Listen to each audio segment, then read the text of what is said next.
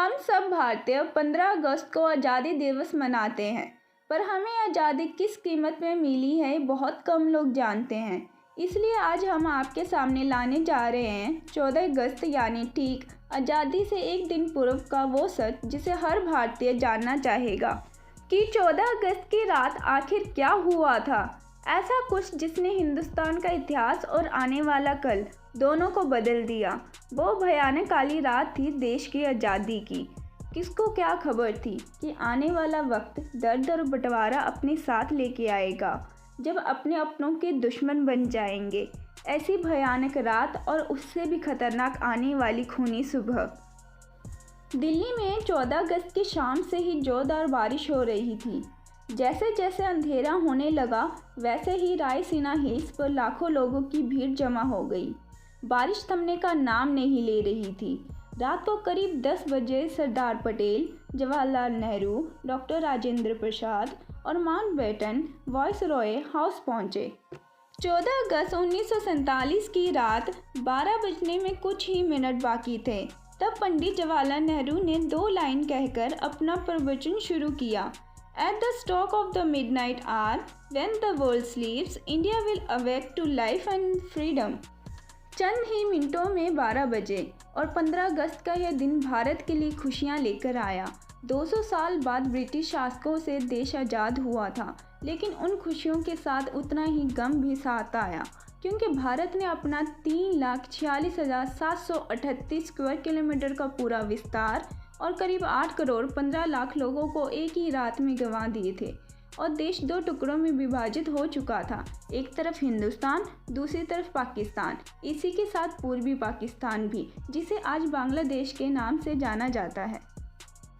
हिंदुस्तान एक ही रात में आज़ाद नहीं हुआ था। 15 अगस्त के पहले ही ब्रिटिश हुकूमत का अंश शुरू हो गया था। महात्मा गांधी के जन आंदोलन से देश में नई क्रांति की शुरुआत हुई थी, तो एक और सुभाष चंद्र की आज़ाद हिंद फौज ने अंग्रेज़ों का जीना दुश्वार कर दिया था। ऊपर से दूसरे विश्व युद्ध के बाद ब्रिटिश सरकार में अब इतना दम नहीं रह गया था कि वह हिंदुस्तान पर अपना शासन चला सके। इसलिए माउंटबेटन को भारत का आखिरी वायसरॉय बनाकर भेजा गया, ताकि देश को आधिकारिक तौर से आज़ादी दी जा सके।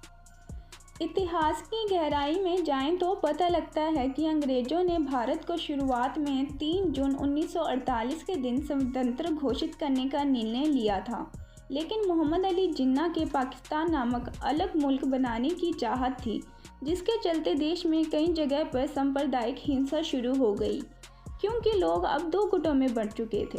बिगड़ते हालात को देखकर अंग्रेज भारत को जितना जल्दी हो सके स्वतंत्र राष्ट्र घोषित करके चले जाना चाहते थे, क्योंकि अंग्रेजों को भी भारत को आखिरकार एक टुकड़े में नहीं बल्कि 2 टुकड़ों में विभाजित करना था। अब मन में आता है कि आज़ादी के लिए आखिर 15 अगस्त ही क्यों चुना गया। तो ऐसा है कि सिर्फ हम भारतीय ही शुभ अशुभ में नहीं मानते, बल्कि अंग्रेज भी उतना ही मानते हैं। माउंटबेटन मानता था कि 15 अगस्त का दिन बहुत ही ज़्यादा शुभ है, क्योंकि 15 अगस्त 1945 के दिन ही जापान ने शरणागति स्वीकारी थी और इसके ऑफिशियल साइन 2 सितंबर को हुए थे। इसलिए बेटन के अनुसार 15 अगस्त का दिन मित्र राष्ट्रों के लिए शुभ था। तो फिर रात के 12 बजे का वक्त ही क्यों तय किया गया? इसके लिए भारतीय ज्योतिषों का मानना था कि अगर ये वक्त देश की आज़ादी के लिए चुना जाता है तो आने वाला वक्त बहुत ही सुनहरा होगा।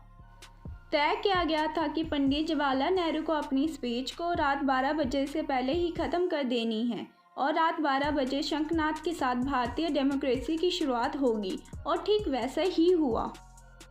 15 अगस्त के सुबह 8:23 पर पंडित नेहरू और उनके कैबिनेट ने पद और गोपनीयता की शपथ ली। रात के लगातार बारिश के बाद सुबह आसमान बिल्कुल साफ था। लोग बेसब्री से इंतज़ार कर रहे थे आज़ाद भारत के तिरंगे को लहराते हुए अपनी आंखों से देखने का। देश के तिरंगे को सबसे पहले जवाहरलाल नेहरू ने रात 12 बजे सेंट्रल पार्लियामेंट में लहराया था। जन गण मन अधिनायक जय हे भारत भाग्य विधाता।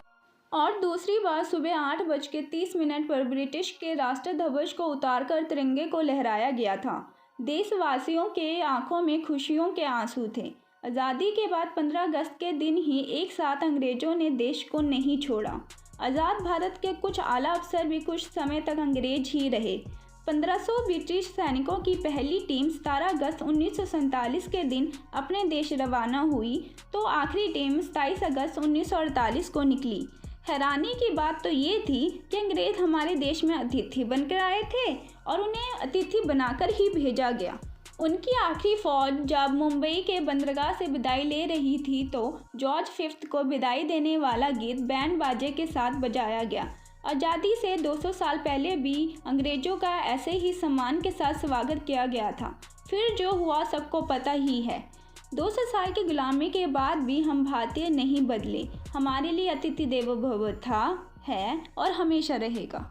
वीडियो अगर अच्छी लगी हो तो लाइक करना ना भूलें। मिलते हैं हमारे अगले इन्फॉर्मेटिव वीडियो में, तब तक के लिए बी सेफ।